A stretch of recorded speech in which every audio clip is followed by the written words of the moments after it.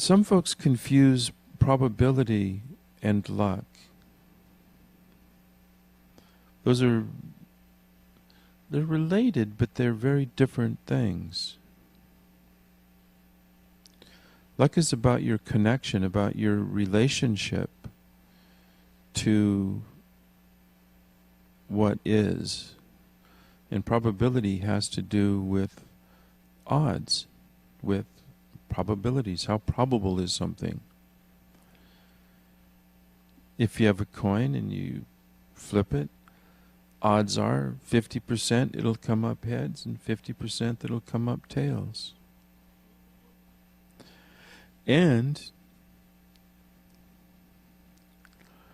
every time you flip it, it has the same odds. You could flip a coin and flip heads 100 times in a row. The odds when you flip it that 101st time that it will be heads is still just 50%. Probability does not account for memory.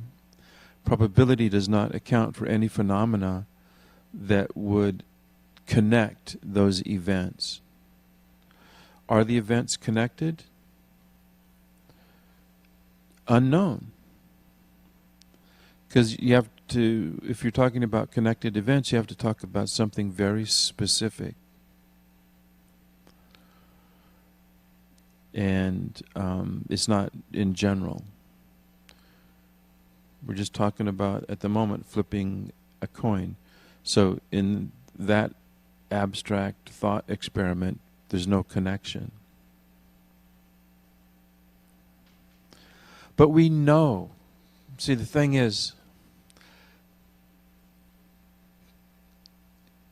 get what I'm saying?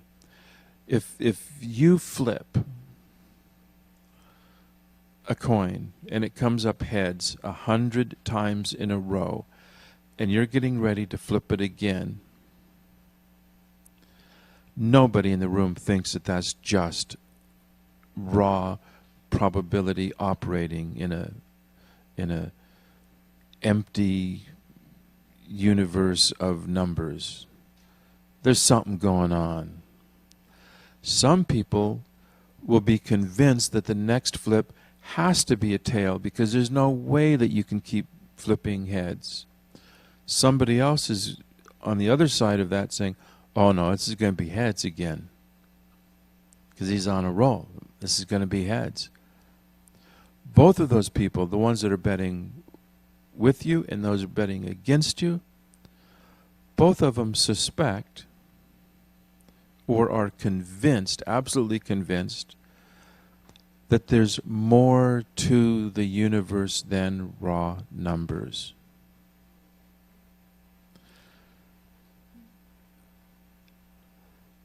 That is part of the human condition.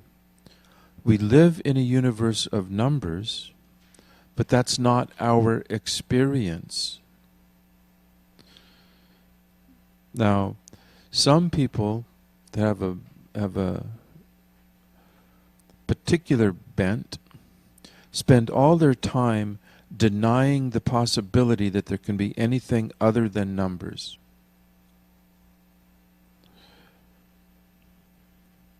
I think that's a form of blindness. Their efforts to suppress other people's involvement with the prospect that there's something more than numbers, their desire to squelch that idiocy, in their opinion, leads them to become blind to their own observations. This is something that people that do research into randomity research is actually a full field. It's a very important field because there's certain corporate encryption which depends on finding a truly random number. And as people start doing research to find random numbers, the one thing they keep finding is everywhere they look for full randomity, they don't find it. They keep finding patterns in the randomity. They keep pushing and pushing and pushing, trying to get to randomity. And if you look at the extremes that they go to generate random numbers, if you could find a cheap way, a cheap, easy way to get random numbers, you could make a fortune. You could maybe make billions, I don't know. That marketplace is very weird because of the expense of getting this random number. So that demonstrates that there's stuff going on. Well, what's going on? There's some individuals that think unless you know fully and can put a name to it and an explanation to what this other thing is that's going on, that it can't exist. That's just crazy talk. It's like people saying, no. There can't be a thing called infection caused by mysterious agents because we can't see them. We couldn't see bacteria, so bacteria could not be an issue. Well, how stupid is that? No, I don't have gangrene because I can't see the bacteria with my naked eye. Well, stop being an idiot. Look at your arm, see it all kind of weird looking and stinky. You're going to have to admit something's going on. And people's experience is that something is going on. Precisely what is going on? I don't know.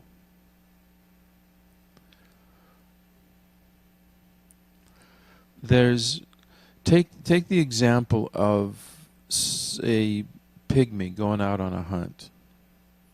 They're going out on a hunt.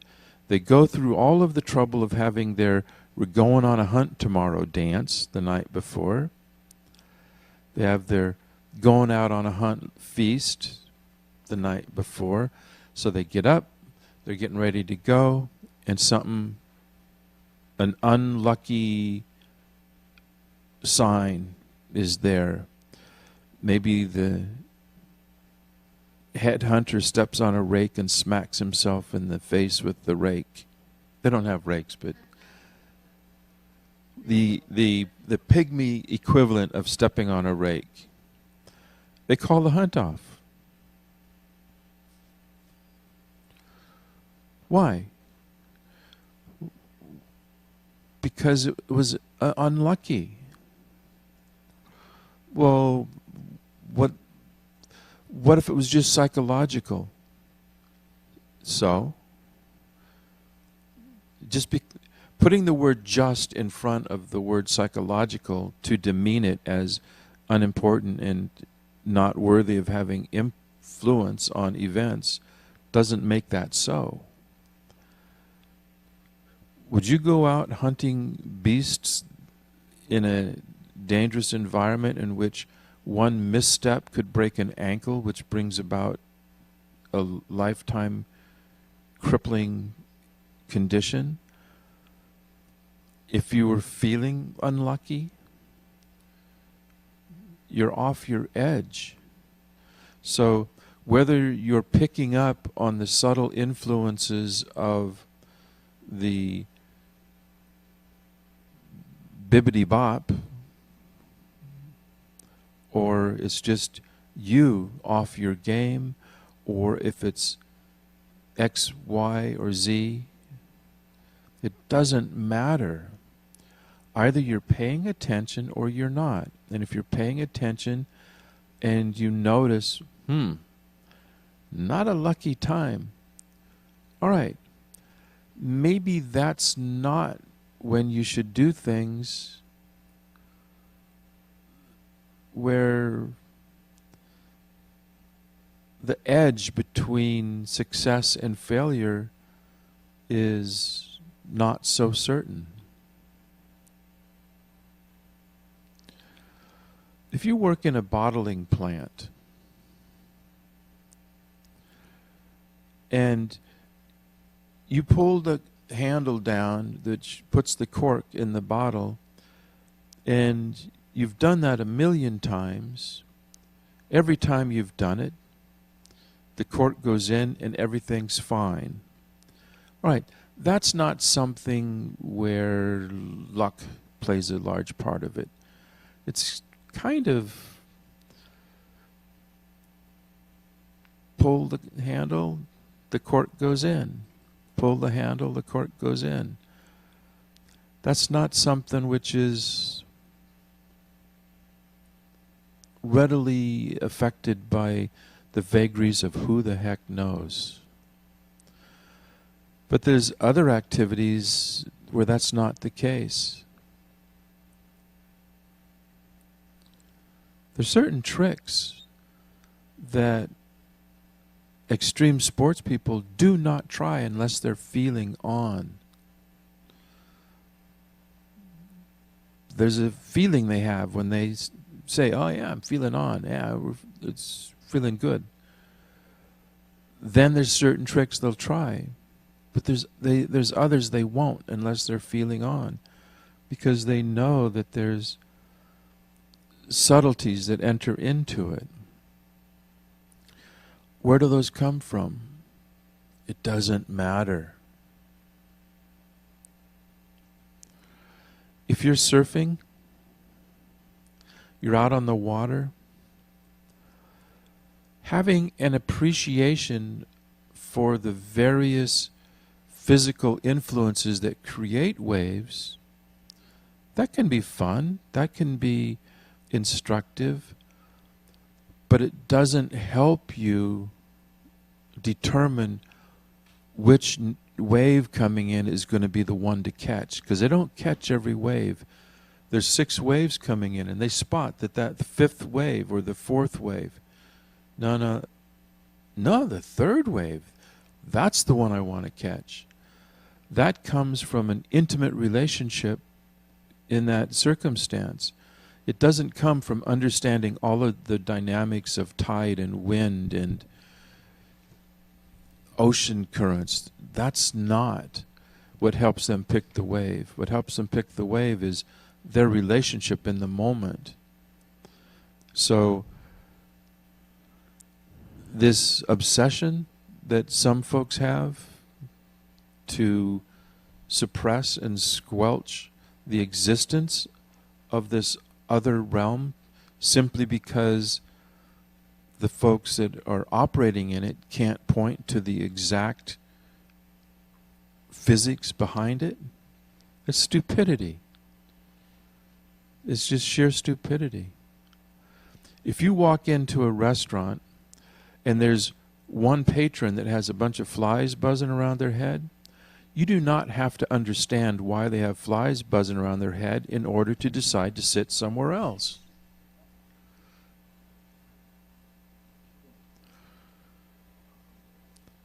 I mean, that's psychotic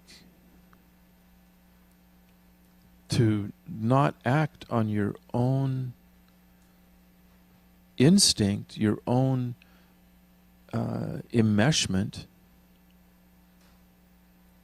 unless you can describe the physics. And it's sure stupid, and it's not consistent. Because you do not, I guarantee you do not understand why the lights go on when you flip the switch, or when you clap your hands, or whatever you do to make the lights go on. You don't understand why they come on.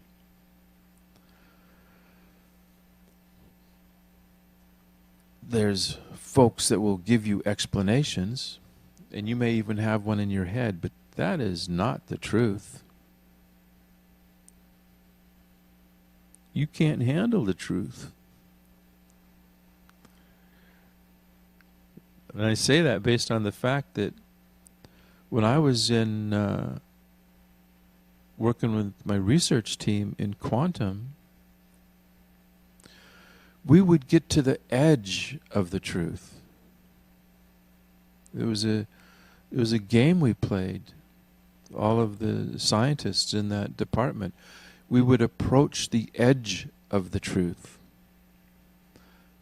But we could never get to the truth. We just got closer.